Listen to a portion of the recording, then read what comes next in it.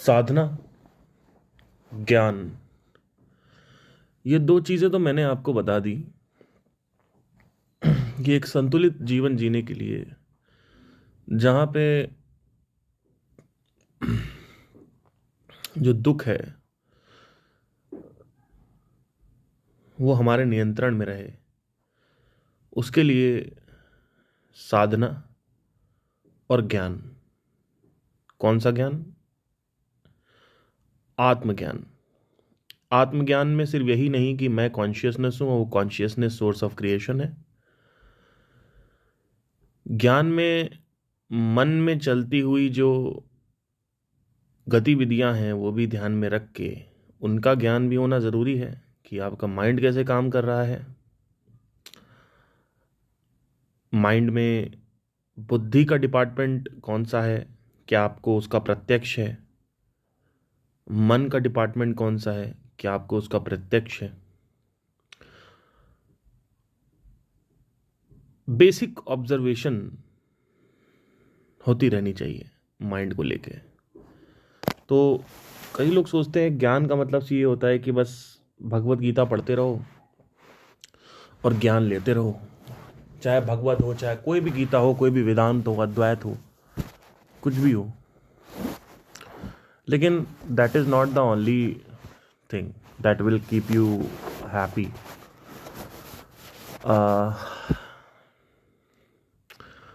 You need to understand that the mind also plays a important and crucial role over here. You have to understand कि mind जो है उसको भी समझना ज़रूरी है। नहीं तो अगर आप उसको समझेंगे नहीं तो मैनेज नहीं कर पाएंगे।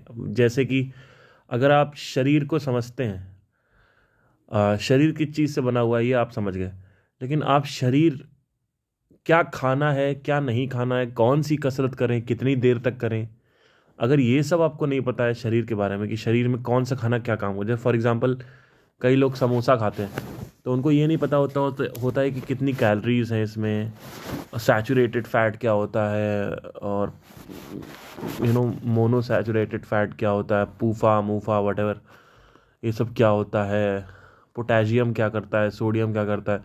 बेसिक जो कैलोरी है बेसिकली वो उस कैलोरी काउंट का कितना बड़ा रोल है। तो ये सब चीज़ें जो हैं नहीं समझ पाते हम। शुगर कितनी लेनी है या नहीं भी लेनी है, तेल लेना चाहिए, कोलेस्ट्रॉल बढ़ जाता है तो क्या होता है, अगर ज़्यादा बॉडी में फैट हो जाता है तो क्या होता है। तो ये सब चीज़ें लोगों को नहीं पता है। तो मैं ये नहीं कह रहा हूँ कि आप ये सब पढ़ो, वो आपको मतलब पढ़ना ही चाहिए ऑब्वियसली, लेकिन इस उदाहरण से मैं बस यही समझाने की कोशिश कर रहा हूँ कि एक तो मैंने आपको बता दिया साधना, एक मैंने आपको ये बता दिया कि ज्ञान। तो ज्ञान में आपका शरीर का ज्ञान भी हो गया और मन का ज्ञान भी हो गया। अब पहले डिफ़ॉल्ट सेटिंग समझ लेते हैं कि हमारी डिफ़ॉल्ट सेटिंग क्या है। एक और चीज़ है जो हमें ये समझना ज़रूरी है, साधना, आत्मज्ञान और शरीर का जो कसरत है वो भी नहीं कई लोग करते हैं। जैसे कि कई लोग से मेडिटेशन करते रहते हैं या ज्ञान लेते रहते हैं या ऑब्जर्व करते रहते हैं। शरीर की कसरत बहुत ज़रूरी है। तो आपको दिन में 3 घंटे देने हैं।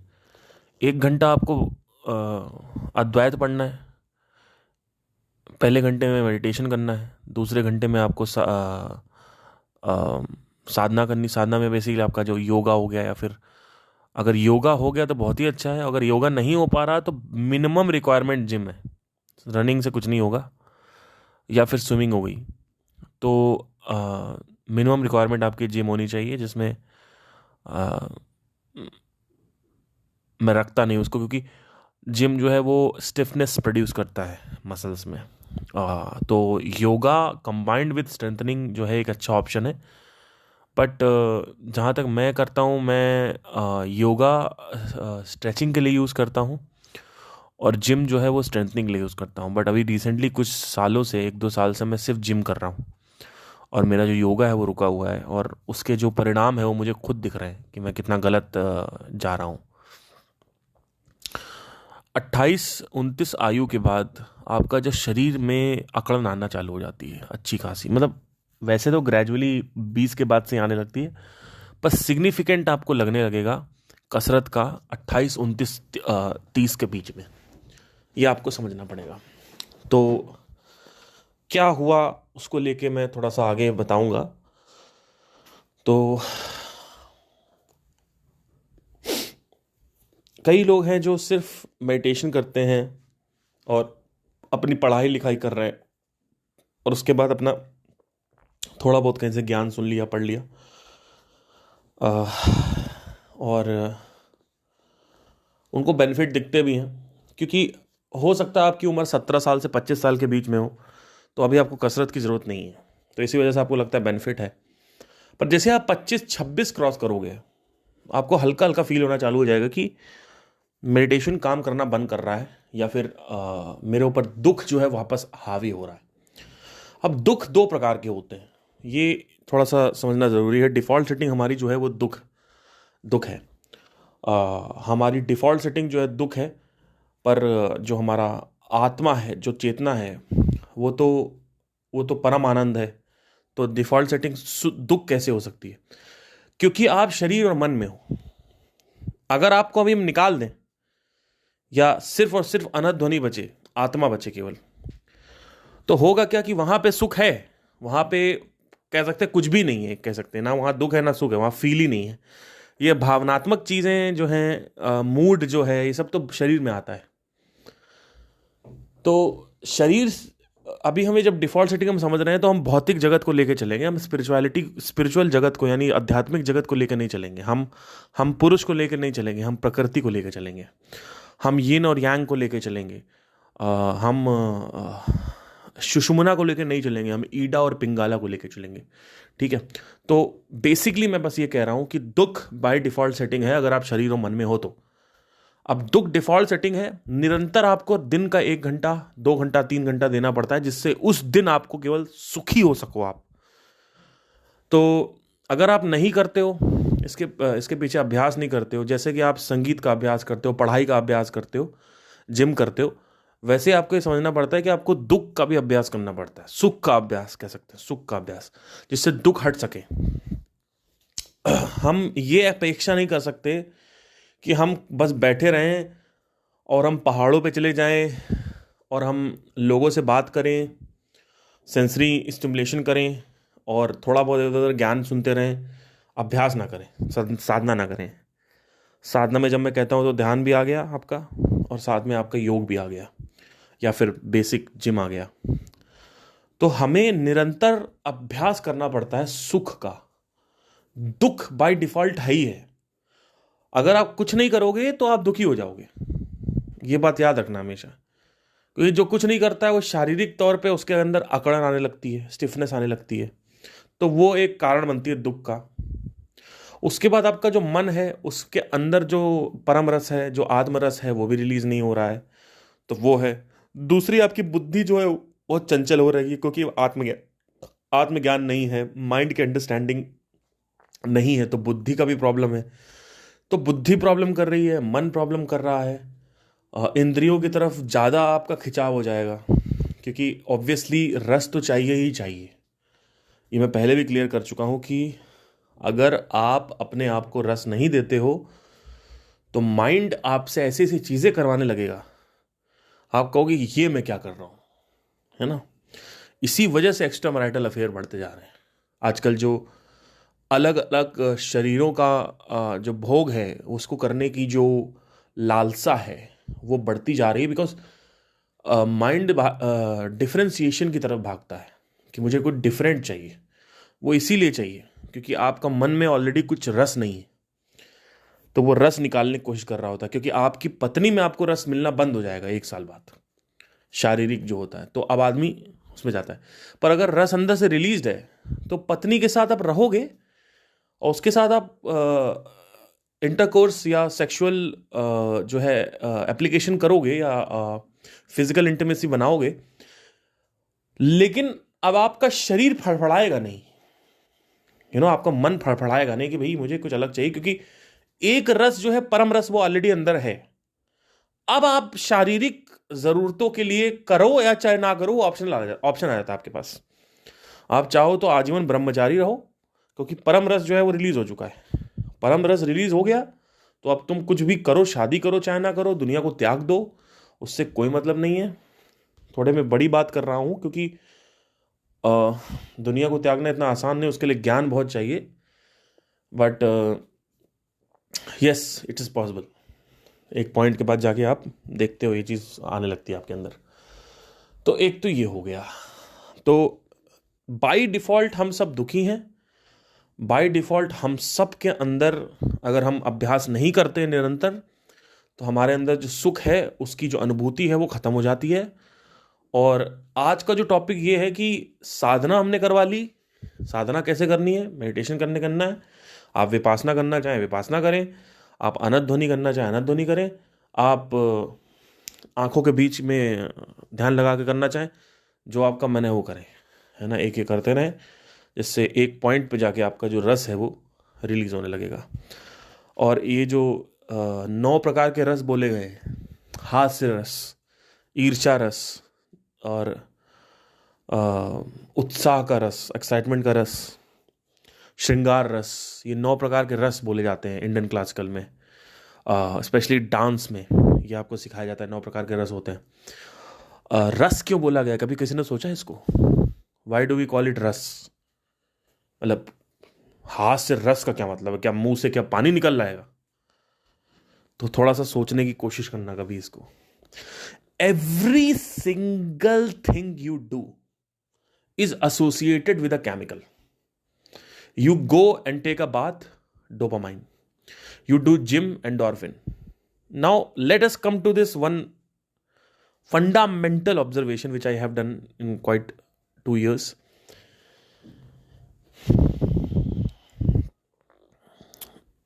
एक दिन मैं ऐसे ही बाइक चला के जा रहा था, और कभी कार से भी जाता हूँ, बाइक से भी जाता हूँ।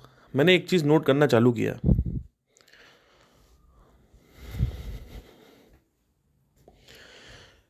मंडे को मैं गया, मुझे म्यूजिक सुनने में लालसा आ रही। ट्यूसडे को मैंने गाना चलाया और मुझे उतना मज़ा नहीं आ रहा था उसके साथ। वेडनेसडे को भी उतना नहीं आया, थर्सडे को दोबारा मज़ा आया। तो हफ्ते में 2 बार मैंने ऑब्जर्व किया कि मेरे को मज़ा आता है। कभी कभी ऐसा होता है कि इतना मज़ा आ रहा होता है गाना सुन, मज़ा आ जाएगी। लेकिन कभी कभी ऐसा होता है गाना कितना भी अच्छा चल रहा हो, आप बैठे हो, आप नहीं सुन रहे, आपको लगता है कभी फील किया आपने? इतना तो फील किया होगा सबने, चाहे कितना भी धूर्त लोमड़ी हो या बेवकूफ़ इंसान हो, उसको ये तो पता ही होगा कि हाँ कभी कभी मज़ा आता है, कभी नहीं आता, ये तो पता ही होगा। तो लोग ये क्यों कहते हैं music is the solution? How can be the music solution? Same goes with your girlfriend also. Sometimes you are sitting with your boyfriend, you feel like heaven. Sometimes, most of the times, you are sitting, it feels like there is nothing exciting about it. Sometimes you feel and you look in those eyes and you feel amazing. Sometimes you feel it's okay. Sometimes you listen to the music, you feel something good. Sometimes you don't listen to the music, you feel something good. Sometimes you listen to the music, you don't feel anything. Sometimes you just don't do anything, you don't feel anything. Sometimes you do the gym, you feel good. Sometimes, most of the times you do the gym, it does not make you that good. So इसका मतलब है कि definitely गाने में तो कोई fluctuations हो नहीं रहे।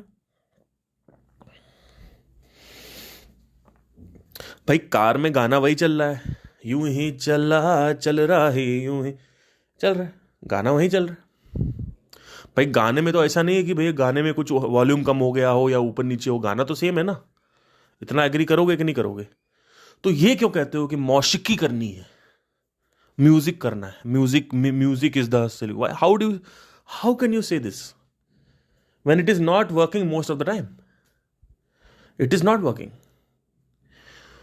एक्चुअली क्या होता है, जब बाय डिफॉल्ट हमारा माइंड एक रस रिलीज करता है अंदर से। अगर आप मेडिटेशन नहीं भी करते, कुछ नहीं करते हो, तो हफ्ते में 2 बार या 10 दिन में 2 बार, 2 दिन ऐसे होते हैं जहां पे आपका वो कुछ समय के लिए रिलीज हो जाता है। जैसे से उम्र बढ़ती जाती है कम होता जाता है। शुरू में 17 से 24 के बीच में ज़्यादा रहता है मोस्ट ऑफ द टाइम। लेकिन जैसे आप 28-29 क्रॉस करते हो, आपको ये फील होने लगता है कि कुछ एम्प्टीनेस आ रही है अंदर से, कुछ है ही नहीं, सूखापन आ रहा है, अर्थहीनता दिख रही है।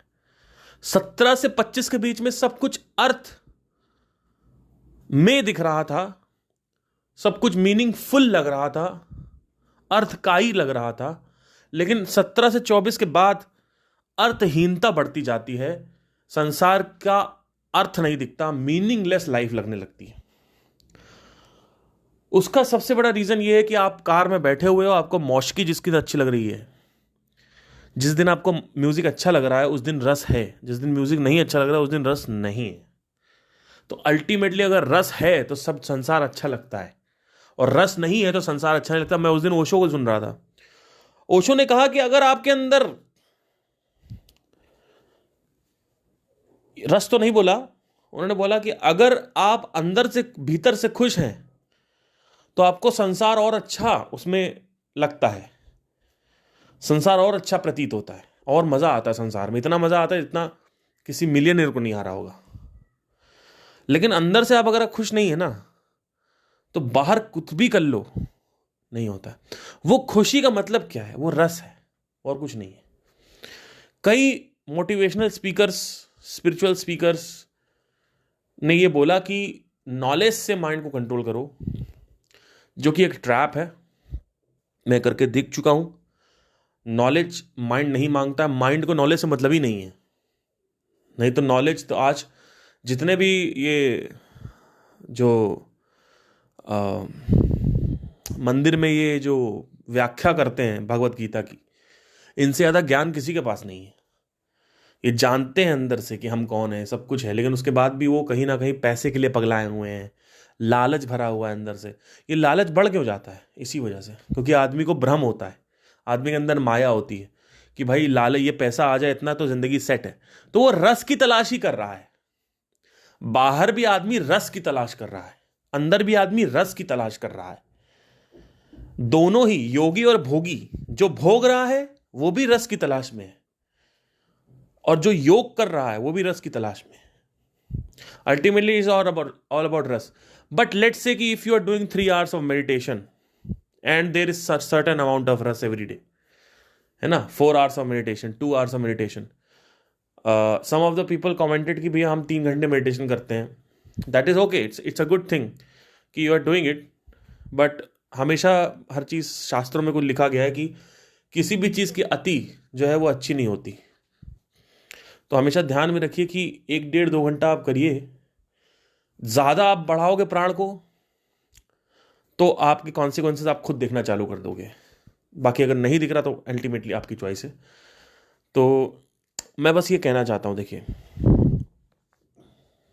आपको क्या करना है कि आपने रस रिलीज कर लिया अंदर से मेडिटेशन करके, लेकिन फिर आप धीरे धीरे देखोगे जब 30 क्रॉस करोगे कि आपके हैमस्ट्रिंग्स जो है, यानी जो काफ मसल्स के ऊपर वाली जो मसल होती है, जो हैम्स होते हैं, इसको हैम्स बोलते हैं, वो टाइट होने लगेंगे।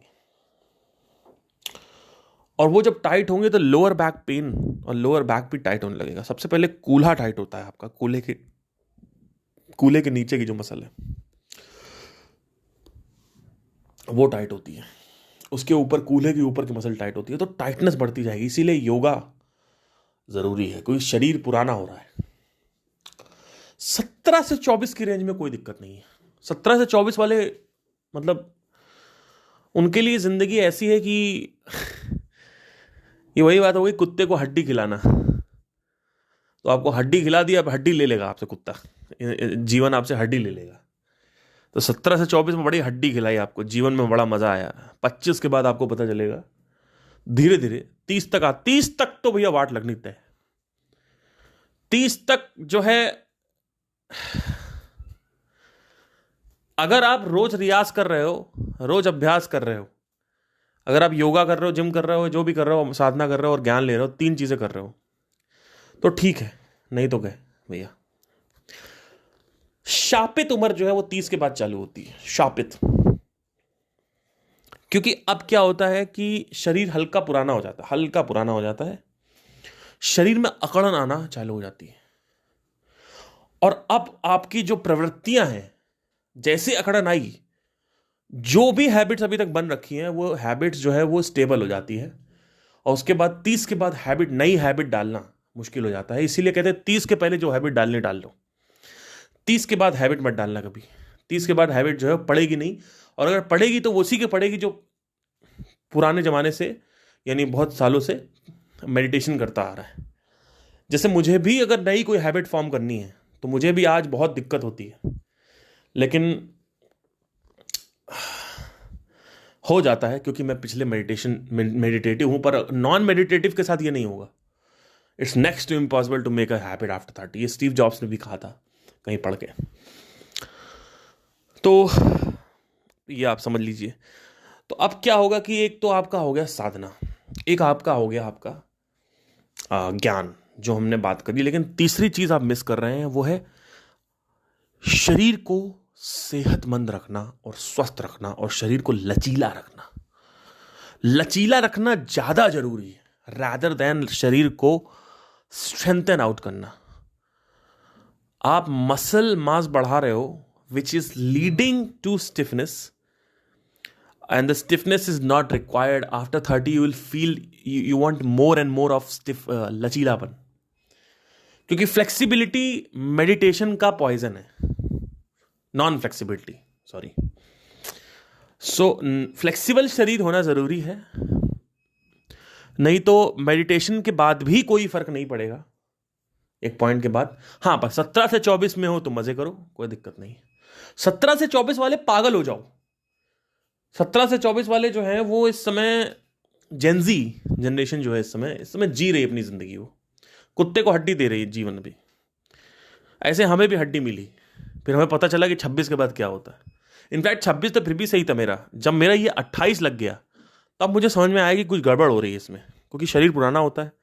अब देखो कि परिवर्तन होने लगते हो, परिवर्तन नोट आउट करते हो आप, अगर आप ऑब्जर्वेटिंग माइंड में हो तो, ऑब्जर्वेटरी स्टेट में हो तो ये था पूरा का पूरा यहाँ पे पॉडकास्ट, जहाँ पे आपको क्या समझाया मैंने कि साधना, ज्ञान, और साथ ही साथ वैसे तो साधना में देखा जाए तो योगा भी आ जाता है, लेकिन कई लोग साधना को मेडिटेशन समझते हैं। तो मैं तीसरे नंबर पे योगा, नहीं तो मिनिमम जिम आपको रखना चाहूँगा। जिम लॉन्ग टर्म काम नहीं करेगा। अभी तो मैं 30 का हूँ तो अभी फिर भी काम कर जाता है।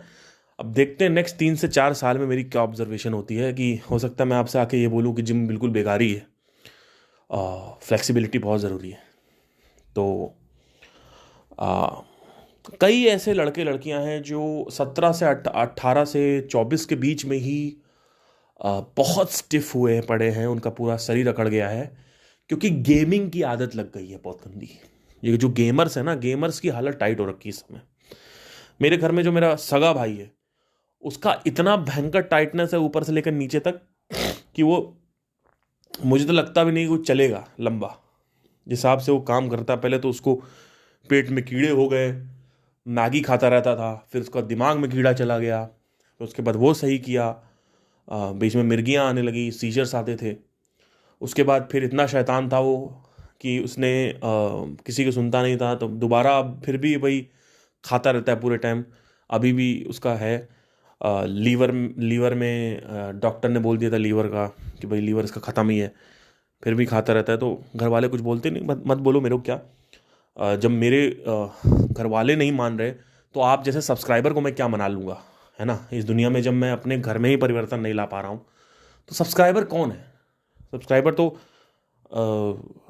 मतलब कौन है सब्सक्राइबर? तो मतलब बिल्कुल मतलब है, कुछ लोग समझ जाते हैं, एक उनके अंदर है, एक अंडरस्टैंडिंग है, बट मैं सबको नहीं बोल रहा हूँ।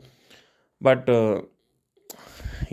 सो उसके बाद फिर अभी उसके अंदर गेमिंग की बहुत गंदी आदत है, बचपन से गेम, और उसके सारे दोस्त, और मैं देख रहा हूँ जेंजी पागल हो चुकी गेमिंग के लिए। हमारे टाइम में तो हम डोरेमोन देखते थे, ये पबजी में बैठे रहते हैं।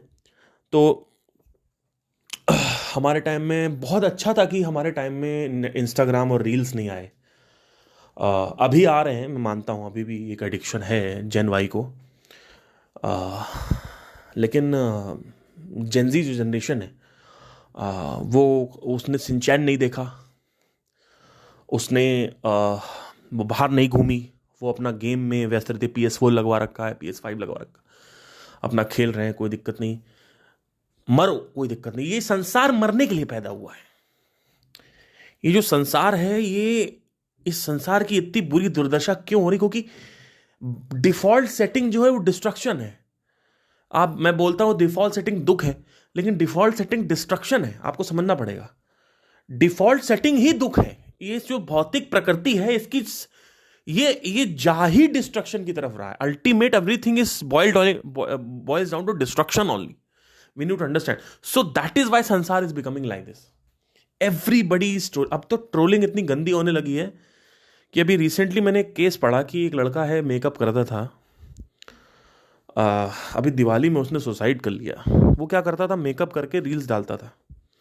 उसको इतना ट्रोल किया लोगों ने कि उसने सुसाइड कर लिया। ऑल तो गलती लड़के की ही है, कोई लोग तो बोलते ही हैं, लेकिन लोग इतने निर्दयी हो चुके हैं और मज़े लेने के लिए, क्योंकि उनको रस चाहिए। लोग अगर जब कमेंट पास करते हैं तो उनको रस मिलता है कि अरे देखो हिजड़ा ऐसे बोल दिया, तो उनको मज़ा आता है अंदर से, और 4-5 लोग और रिप्लाई में हाँ हाँ बोलने लगते तो और मज़ा आता है।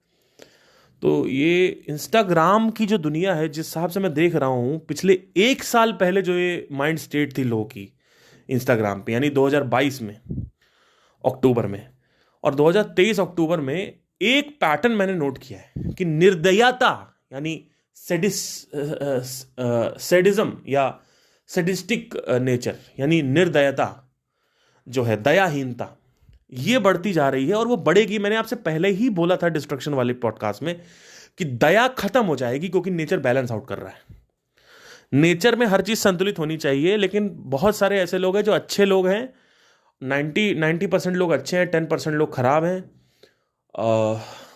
नेचर बैलेंस आउट कर रहा है। 50% लोग अच्छे होने चाहिए, फिर भी 50 खराब होने चाहिए, और नेचर बैलेंस यही हो रहा है। वॉर भी इसी वजह से हो रहा है और लोग मर रहे हैं, हाथ पैर कट रहा है इसराइल में, पैलेस्टाइन में। अब देखा है मैंने, वीडियो देखे, तो इसी वजह से हो रहा है। वो जाना ही वहीं पे है, उसको छोड़ दो। आपको ऐसा करना है कि आप समझ लो कि हम और आप विलन बनने के लिए ही पैदा हुए हैं, और आखिरी जो अल्टीमेट इस जो पिक्चर है, जीवन की जो पिक्चर, इसमें विलन जीतता है।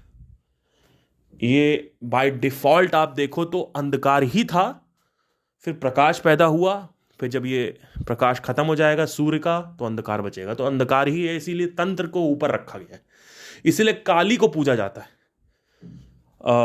काल भैरव, काली जो अल्टीमेट रियलिटी है इसको बोला जाता है, वही है एक्चुअली देखा जाए तो। इसीलिए शिवलिंग काला होता है। शिवलिंग काला क्योंकि वो डिनोट कर रहा है काला काला। आप देखो हर जगह काला काला दिखेगा आपको, जहां भी आप देखोगे काला काला दिखेगा। भगवान आपको काले काले दिखेंगे हर जगह, वो काल को डिनोट करता है, क्योंकि काल ही बसता है, काला ही बसता है। प्रकाश नहीं है इस दुनिया में। प्रकाश जो है वो थोड़े टाइम के लिए आता है और फिर आखिरी में डार्कनेस, अल्टीमेट डार्कनेस होती है। इसका मतलब आप बाय डिफॉल्ट डार्क हो। इसका मतलब जो बना रहा है वो डार्क नहीं है, लेकिन जो बन गया है वो डार्क है। जो क्रिएटर है वो ना डार्क है ना वो लाइट है। इनफैक्ट आप ये भी कह सकते हो कि वो लाइट है, उसके अंदर परम आनंद है, परम खुशी है, क्योंकि उससे जुड़ते हैं तो अच्छा लगता है। लेकिन जो ये जो शरीर, मन है, चित्त है, अहंकार है, ये इंद्रियां है, ये सब बाय डिफॉल्ट, ये जो प्लैनेट्स हैं, ये जो यूनिवर्स है, ये जो सोलर सिस्टम्स हैं, ये सारे भौतिक की प्रकृति है। ये सब भौतिक जगत है, मटेरियल वर्ल्ड है। ये निकला साउंड ऑफ साइलेंस से है, ये निकला है ना ध्वनि से, लेकिन है। तो ये इसका जो नेचर, जो इसमें, जब तक इसमें जुड़े रहोगे, जब तक रहोगे शरीर में, तब तक तुम सिर्फ विलन हो और कोई नहीं हो। तुम्हारे अंदर सिर्फ और सिर्फ डार्कनेस है। एक्चुअली बस्ती सिर्फ डार्कनेस ही है, सिर्फ डार्कनेस ही डार्कनेस। आप देखो बैलेंस आउट कितना अच्छा हो रहा है। आप देखो, इसी वजह से ये कॉन्सेप्ट लाया गया है कि पहले शांति थी, फिर त्रेता युग, फिर द्वापर युग, फिर आया कलयुग। ये एक्चुअली लाया जाता है क्योंकि निरंतर होता रहता है। कहीं भी कोई भी प्लैनेट बनता है तो उस पर पहले प्रकाश आता है, प्रकाश के थ्रू लाइट आती है, लाइट के थ्रू जो है प्लांट्स एंड एनिमल्स ग्रो होते हैं, माइक्रोब्स ग्रो होते हैं, फिर इंसान बनते हैं, फिर एडवांस सिविलाइजेशन बनती है। उसके बाद वो एडवांस सिविलाइजेशन में शांति रहती है, प्यार रहता है, मोहब्बत रहती है, महबूबा रहती है, माशुका रहती है, बच्चे होते हैं, कुत्ते होते हैं, टाइगर होते हैं, किस्सी विस्सी होती है, क्यूटी पाई, ये सब होता है। उसके बाद वो धीरे धीरे क्यूटी पाई बन जाता है, हरामी पाई, और आखिरी में जो जीतता है वो हरामी जीतता है केवल। इसीलिए प्रलय आती है, और बाय डिफॉल्ट जो सेटिंग है वो दुख है। बाय डिफॉल्ट जो है हमारे अंदर डार्कनेस है, और डार्कनेस ही जीतती है सिर्फ, और नेचर बैलेंस आउट कर रहा है। ये जो पूरा पूरा जो प्रतिक्रिया है ये एवोल्यूशन की, ये सिर्फ बैलेंस आउट करना है। नेचर को पता है कि 90% लोग इस समय अच्छे हैं और उसको संतुलन चाहिए, वो अपनी कंडीशनिंग, अपनी टेंडेंसीज के हिसाब से चल रहा है। 50% अच्छे लोग जैसे ही होंगे और 50% बुरे लोग जैसे ही होंगे, वो बाकी के 50% पर हावी हो जाएंगे। क्यों? क्योंकि एक नेगेटिव 100 पॉजिटिव पे भारी पड़ता है। पूरी जिंदगी आपको निकल जाती है अपनी छवि बनाने के लिए, लेकिन सिर्फ और सिर्फ उस छवि को गंवाने के लिए, उस इमेज को गंवाने के लिए, उस पद को गंवाने के लिए, उस प्रतिष्ठा सम्मान को गंवाने के लिए सिर्फ और सिर्फ एक क्षण काफी रहता है। एक क्षण में आपकी पूरी की पूरी लाइफ की रेपुटेशन खत्म हो जाएगी। अभी अगर मैं किसी का बलात्कार कर दूं तो आप मेरे को तुरंत ब्लॉक कर दोगे, मेरे तरफ पत्थर मारने लगोगे। आप समझने की कोशिश करो। या कहीं कुछ इमेज निकल जाए, कुछ कहीं ना कहीं कुछ उल्टा सीधा हो जाए अगर कहीं पे, या उल्टा सीधा आपको लगे कि करा भी ना हो मैंने, लगे आपको, इमेज खराब हो जाएगी। इसलिए ट्रस्ट गंवाने में टाइम नहीं लगता। और एक नेगेटिव भारी हो तो 50% नेगेटिव होते ही बाकी 50% की, क्योंकि वो 50% नहीं है। फिर वो मान लो अगर 1000 करोड़ की जनसंख्या है तो 500 करोड़ हरामी लोग हो गए, 500 करोड़ कमीने लोग हो गए। वो 500 करोड़ नहीं है, वो 50,000 करोड़ के बराबर है या 5,000 करोड़ के बराबर है, और 500 करोड़ बच नहीं पाएंगे। तो इसी वजह से अभी 90% पॉजिटिविटी है इस दुनिया में। आप कहीं भी जाओ, हर जगह पीसफुल है। स्विट्जरलैंड जाओ, वहां पे नदी बह रही है, चिड़िया चहचहा रही, ची ची, पपीहा बोल रहा है पी पी, है ना। एक गाना था तो एनीवे, तो मोर बोल रहे हैं, है ना, कोयल बोल रही है। ये सब प्रकाश के पार्ट है, ये सब प्रकाश है। आखिरी में राक्षस योनि की ही जो जीत होती है, आखिरी में वही एक्चुअली राक्षस ही था पहले से, वो तो आ गए हम लोग बीच में, और उसके बाद जीतेगा वही। मतलब राक्षस मतलब डार्कनेस। इसीलिए महादेव की जो शिवलिंग है उसको काल में यानी काला होता है वो, क्योंकि उसके बहुत सारे सिंबल्स है। एक तो है कि वो ब्लैक होल को डिनोट कर रहा है, दूसरी चीज वो लिंग है। लिंग का मतलब ओरिजिन, यानी जो पैदा करता है इस पूरे ब्रह्मांड को, जिसने पैदा किया है वो लिंग है। और प्लस काला इसलिए रखा गया क्योंकि ब्लैक होल काला होता है, और ये सृष्टि एक्चुअली जो वास्तविक सत्य है वो काला है, जो सत्य है वो काल है। सफेद कुछ क्षण भर के लिए है। सफेद की इतनी महत्वता नहीं है हिंदू कल्चर में, काले की है। हर जगह आपको काला दिखेगा, वो काली दिखेगी, काल देव दिखेंगे, काला काला काला, एवरीथिंग इज काला। व्हाई? बिकॉज एक्चुअली काला ही बसता है, काले से ही दुनिया आती है, काले में समाता है। तो एक्चुअली ये पूरा का पूरा जो ब्रह्मांड, जो भौतिक जगत है, अगर हम सिर्फ स्पिरिचुअल वर्ल्ड को हटा दें, जो जिससे सब कुछ निकलता है वो हटा दें, पूरा का पूरा जो स्पिरिचुअल वर्ल्ड है वो सिर्फ और सिर्फ एक डिस्ट्रक्शन है, राक्षस योनि है, और सिर्फ ये डार्कनेस में ही है। और डार्कनेस में सिर्फ एक कुछ क्षण के लिए प्रकाश आता है, फिर वो चला जाता है। तो भौतिक जगत को इसीलिए इतना ठुकराया गया है अद्वैत में।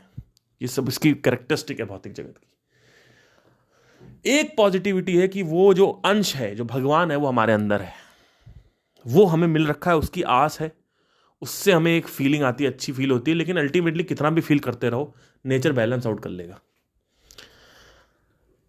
बैलेंस आउट कर लेगा। It has to be like that, because the more the मन बिकम्स क्रोधित एंड विचलित एंड दयाहीनता comes, the more dayahinta, nirdayata, sadism comes, enters the body, the more crime you do, the more less receptive you are, the more morality is not there. So yeah, that is the thing. This is the default setting, darkness. Thank you.